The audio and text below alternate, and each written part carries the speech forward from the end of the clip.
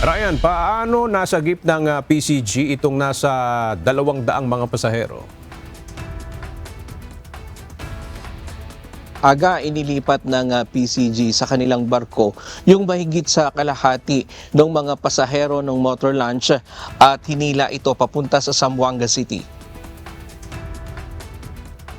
Habang nagsasagawa ng search and rescue operation ng Philippine Coast Guard para sa MV Tricia Kirsten 3 sa karagatang malapit sa Balok-Balok Island, Basilan, isang panibagong maritime incident ang kanilang agad na nirespondihan bandang alas 4:47 ng umaga.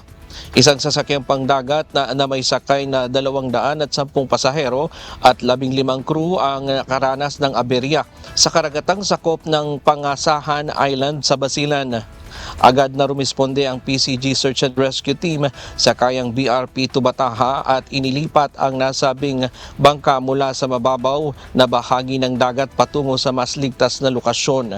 Ayon sa Philippine Coast Guard, ang MLAS Express 2 ay biyaheng bangingi sulong patungong Zamboanga City ang nakaranas ng problema sa manibela o rudder.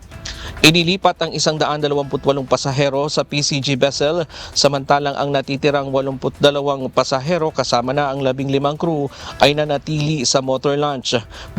Pagkatapos ay hinila ng BRP Tubataha ang MLAS Express 2 patungong Zamboanga City upang tiyak na makarating ang lahat ng pasahero at crew ng ligtas.